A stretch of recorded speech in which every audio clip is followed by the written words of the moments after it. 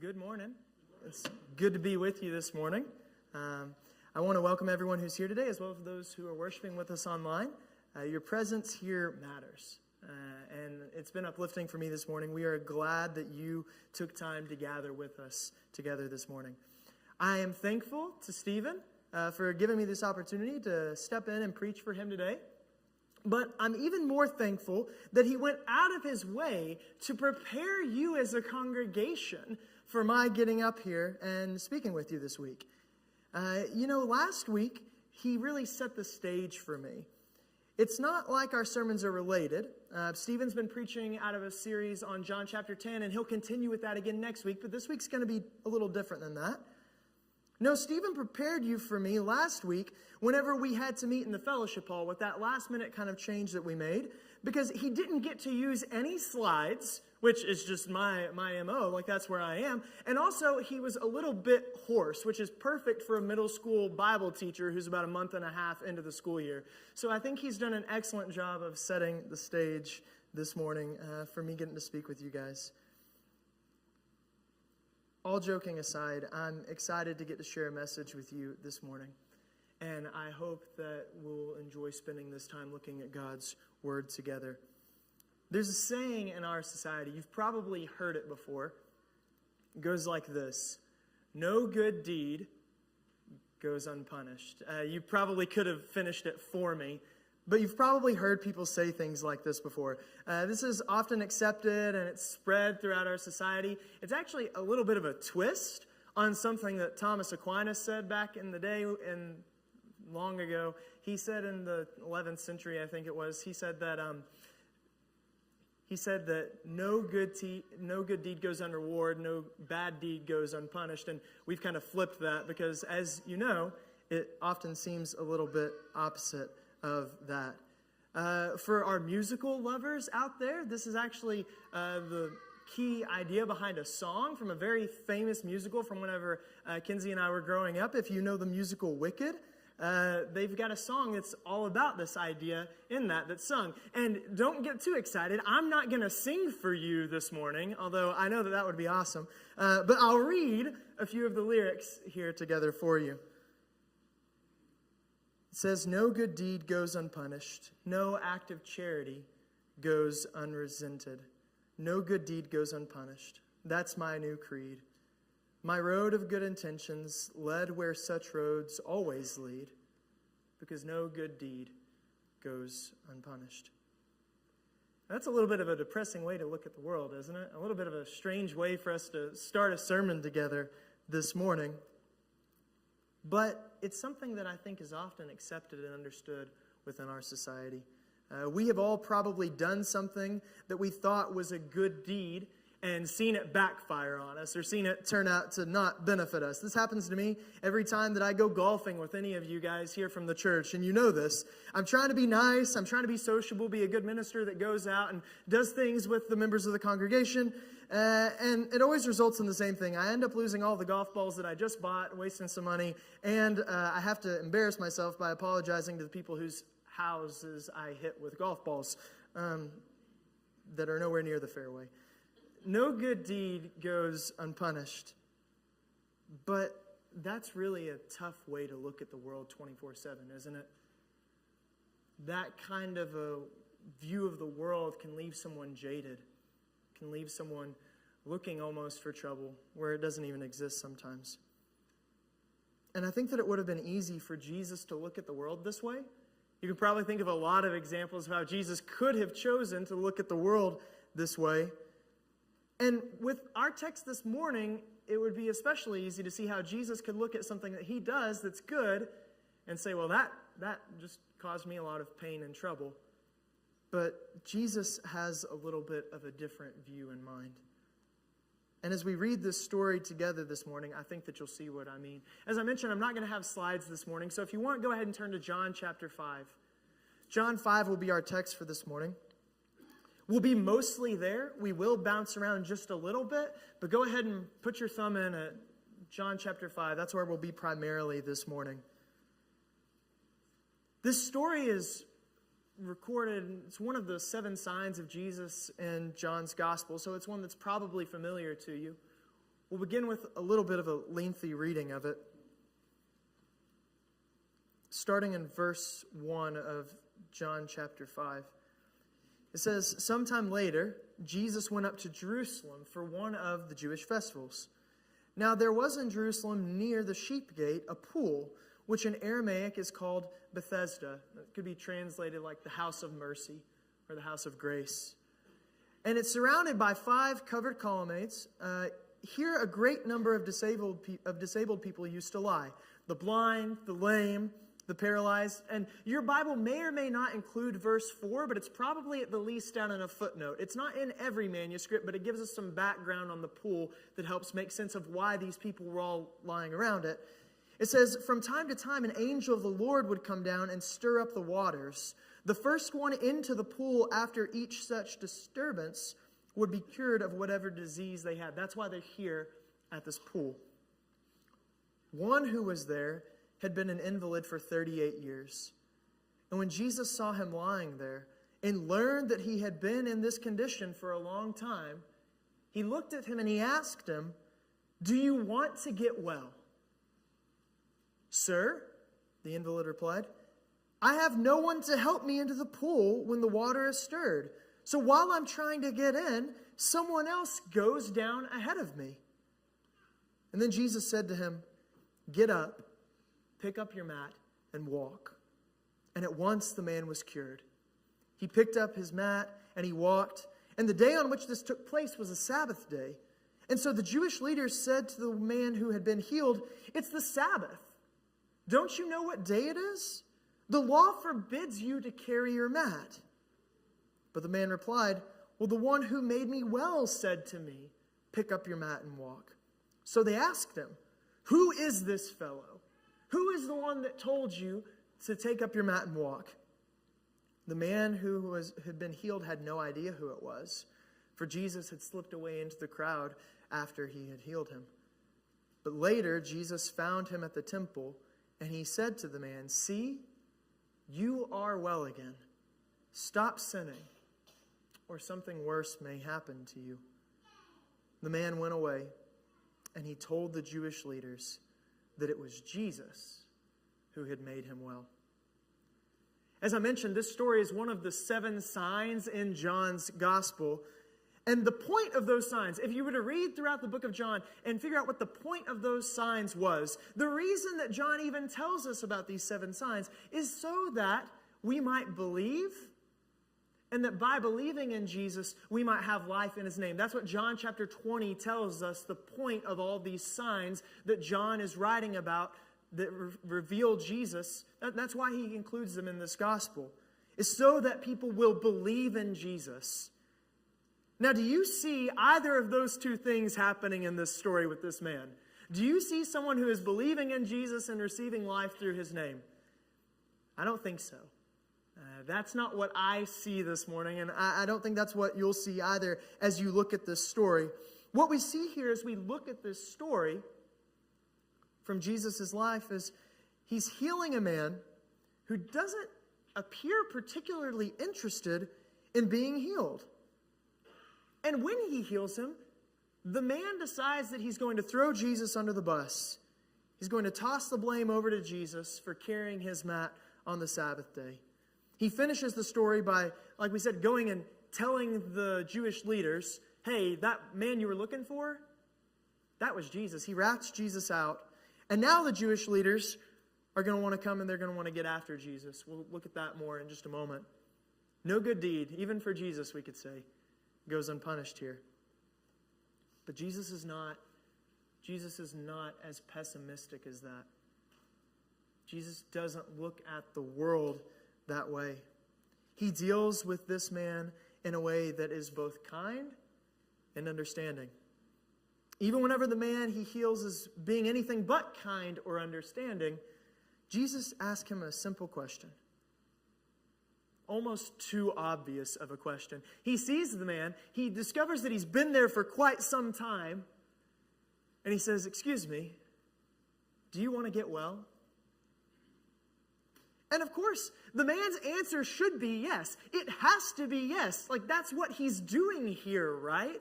He's sitting at this pool in the hopes that he could be made well. Why else would he be here? Why would he be at this pool where people believe that an angel is touching the water and they can be healed? And we don't know exactly what's going on there, but this is why he's here this morning. Does it actually work? Who knows? But this man spends every day laying by the pool because he believes that he could be healed. Jesus gives this man somewhere else, something else to put his hope in. He says, pick up your mat and walk. He heals the man. He changes his life. But the story doesn't lead to belief. Rather, the man tells on Jesus and then he exits stage left, never to be heard from again. We don't know what happens to this man after he responds to Jesus in this way. And as a result of healing on the Sabbath day, which was supposed to be a day of rest, the Jewish day of rest, that is, the leaders of the Jewish people, they see Jesus as a threat. And we're told in the following verses that they began to persecute him. In John chapter 5, we're told that they are ready to kill him because of the things that he's done. Because of what he's done on the Sabbath, and also because of what they hear him saying about himself, that he's doing his Father's work. And they take this personally. They take this offensively because they see Jesus talking about God as his Father, as Jesus putting himself on the same level as God. And that's just unheard of in their world. You can't do that. That's blasphemy. Who are you to say that you're doing your Father's work, your Father being God here? That's unthinkable. And so with that and Jesus' healing on the Sabbath, they decide we need to get rid of this guy. Like, he's trouble. He's going to cause problems for our nation. And so Jesus spends the rest of the chapter kind of debating with these Jewish leaders, teaching them about who he is and why he says he has the authority to do these things, the authority to talk in this way. And the chapter can seem disjointed. I'm not going to read the whole thing to you because, as I said, it's Jesus kind of debating back and forth with these Jewish leaders, kind of telling them who he is. But it can seem really disjointed. If we just glance at that healing and then we look and we say, okay, I guess the rest of the chapter is just a speech. Maybe it doesn't make sense why the chapters are split this way. But the chapter makes a great deal of sense whenever we see a connection between the man at the pool and the Jewish leaders who are persecuting Jesus. But to do so effectively this morning, we're going to need to look at another passage in our Bible first. So if you would, keep your mark in John chapter 5 and flip over way back to the Old Testament to Deuteronomy. Deuteronomy chapter 2 this morning. Now, I'll be honest with you. This is a pretty obscure passage for us to turn to this morning. I imagine that I could have asked you, where are we going to go next? And nobody would have said Deuteronomy chapter 2. But I think you'll see the reason why shortly. Deuteronomy is a collection of speeches given by Moses to the Israelites before they crossed the Jordan River to enter the promised land that God's given to them. He recounts the events of their journey. He talks to them with hope. He encourages them to follow the Lord. Don't forget where we've come from. Don't forget what we went through to get here. Moses tells them, stay faithful. Remain faithful to the Lord. Moses is in the middle of one of these speeches that he's giving in Deuteronomy chapter 2. And in the middle of it, we get this little snippet, picking up in verse 14. Moses is reminding the people of where they've come from. He says, 38 years passed us. Don't forget, 38 years from the time we left Kadesh Barnea until we crossed the Zered Valley. By then, that entire generation of fighting men had perished from the camp, as the Lord had sworn to them. The Lord's hand was against them until he had completely eliminated them from the camp. Now, Moses here is, of course, talking about whenever the Israelites sinned at Kadesh Barnea. If you don't recall that story back in Numbers, here's what happens. The Israelites arrive at this place, Kadesh Barnea, and they send spies into the promised land. They send 12 spies, one from each tribe, into the promised land to scout it out and determine if the land is in fact good, if it's the land that God's promised for them. And when they return, they give a report that says the land is in fact good. It's even better than we could have ever imagined. There's just one problem. And if you're familiar with the story, you know what they say. They say, there's no way we can take that land. It has fortified cities. They are so numerous. There are giants living there. Like, we can't go into that place. We can't defeat those people. And they almost revolt. They almost rebel completely against Moses in this place. They want to go back to Egypt and forget everything that they've been going through. And God says, okay, you don't want to go, that's fine.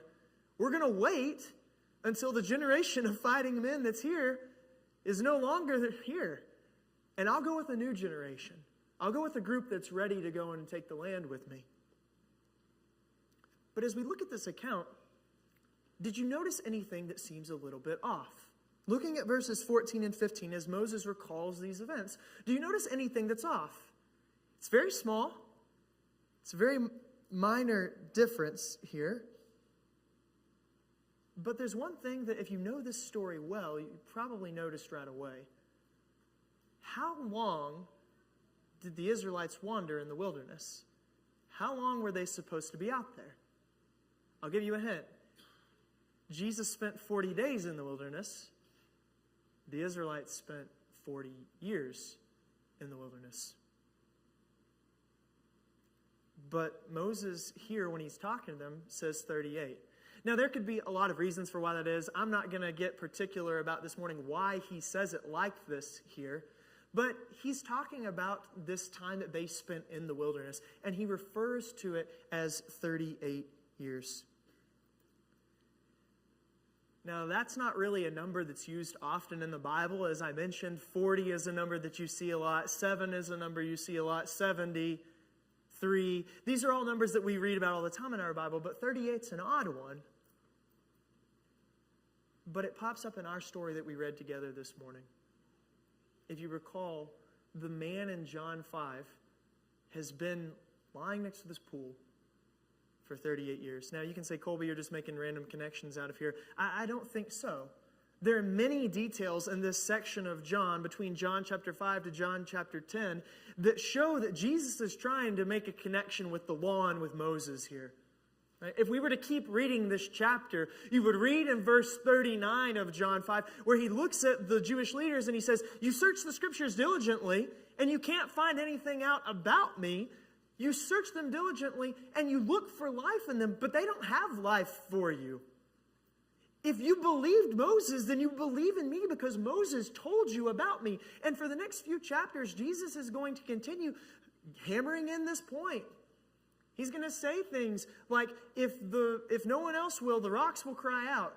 Whenever they say, we're children of Abraham, we're children of God's promises, Jesus is going to look at them and he's going to say, God can make children of Abraham out of these stones. Like, he's making all these connections throughout these next 5 chapters to the law, those first 5 books of the Old Testament, and also to Moses. So I think that there is something that's here. But why would John, who consistently goes back, if you remember the very first words of John's gospel, in the beginning was the Word was with God, the Word was God, sounds so much like Genesis chapter 1. Why would John, who's so intentional about connecting the story of Jesus to the stories of Israel in the Old Testament, connect this man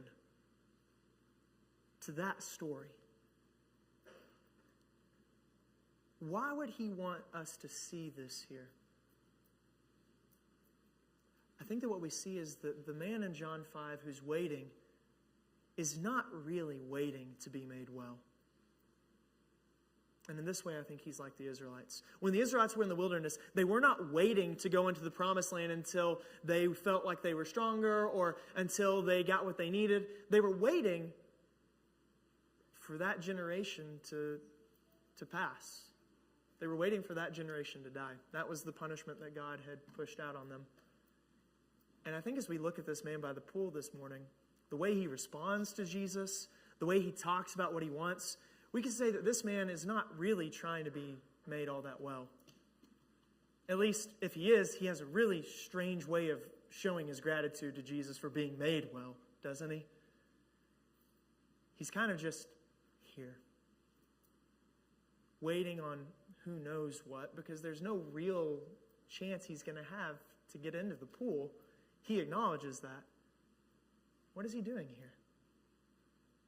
He's waiting. Kind of like the Israelites in our story. And the Jewish leaders in John chapter 5 are like the Israelites as well, in a different way. But I think that we need to see both of the opponents of Jesus, if we can use that word this morning, in light of this story as well. Because these Jewish leaders are waiting on God to send the Messiah. They're waiting on God to send the Messiah so that they can see the kingdom of Israel restored. They can get their promised land moment, if you will.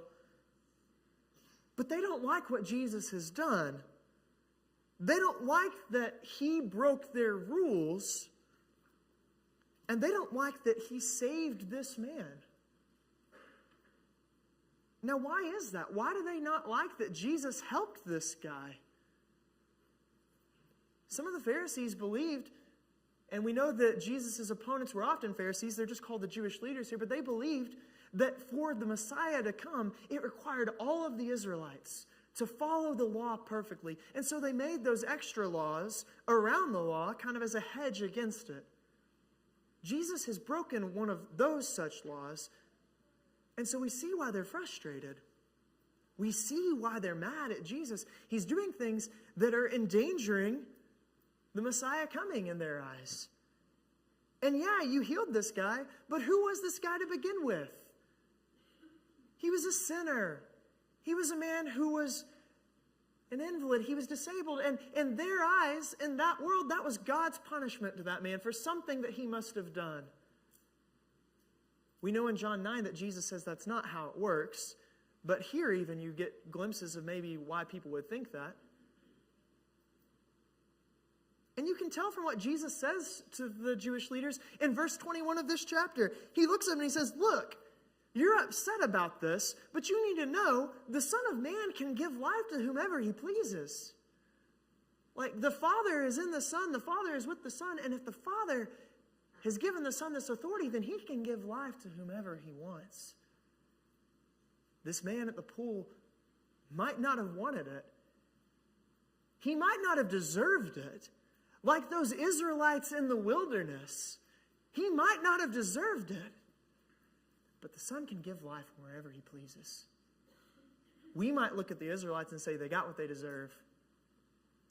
And maybe that's how these Jewish leaders looked at the man by the pool. But Jesus said, let me tell you something. Whatever happened that got him here, however it is that he came to this place, I can give life freely. Life is mine to give.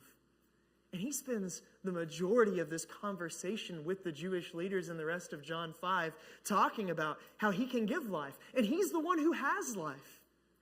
He's the one where they can go to find life. He says, you're not going to find it in your scriptures if your scriptures don't point you to me. I'm the one who gives life. And so this morning, I think that as Christians, there's something in this text for us. I don't know which person in the story you probably resonate more with or you feel like they are more in your shoes. Maybe you're like the man who's beside the pool. Maybe you feel like the world is out to get you. Things haven't gone your way. No good deed you've done has gone unpunished. And you're in a state of despair. Trying the same thing over and over again. If I could just get this or if I could just get that, then it would all be fixed. And the truth is, it won't be fixed. You can get this and that from here until the very end, and you won't find life. You might not like the way that you have to find it, but Jesus offers it nonetheless. Maybe you're like those Jewish leaders, and you're just looking so intently in the wrong places. You know, we wouldn't think, looking at John chapter 5, that looking in the scriptures would be a bad place to find life. Like, we're a people of the book. We look to the scriptures to understand who Jesus is, right? But even that thing that they were doing, as people of God looking to those scriptures, Jesus said, if it doesn't result in you seeing me for who I am, the one who has the authority, the one who is God's Son, then all of your looking is in vain. Maybe this morning we're looking in the wrong places. Maybe you're looking for life in all the different things that are going on and all the good things you're doing and all the different programs that you have. Maybe you're not looking to Jesus. He offers life freely. And the most interesting thing I think about this whole story to me is that Jesus on multiple occasions says that even the dead, if they come to me, will have life. Like that's kind of his big push in John 5. He goes on to say, the graves will open up, and those that you think are dead, they will come back to life and have life in me. Those Israelites, after 38 years, they died in the wilderness. And a new generation rose up and went into the promised land. Jesus healing this man shows it doesn't matter if you feel as good as dead. I can give you life. Those Jewish leaders, on the other hand, they believe that they have life. They believe they see the way to it. And Jesus says, this is going to lead to the exact same place. It's not going to get you where you want to go. But even if you choose this route, even if you choose to walk down it, there's still life even for those who are dead inside. I don't know which group or person you resonate with more this morning. Maybe you say it's neither one of those in particular. But I think we can all agree that this world is a place where it's easy for us to get distracted. It's easy for us to look for life and for meaning and for purpose in a lot of different places. And whenever it doesn't go the way that we hope it does, whenever we're trying to do the best we can and all we see is punishment and ill will because of the things that we believe are good, maybe this morning the message that you need to hear is there's life in Jesus. And that regardless of your good or your bad deeds, if you are in Him, there's forgiveness and there's life. However it is that you need to respond to this message this morning, whether it's that you need to start looking in the right places, you need to look to Jesus and find a life that's abundant in Him, as Stephen's been talking about on Sunday mornings. Or maybe it's that you've never seen Jesus that way. Maybe you've never thought to come to Jesus. Maybe you didn't get distracted, you just didn't know. I assure you, Jesus has all that we need for life. And He promises an abundant one. Maybe you want to put Him on this morning and find life in His name. However it is that you need to respond this morning, you can do so now as we stand and as we sing.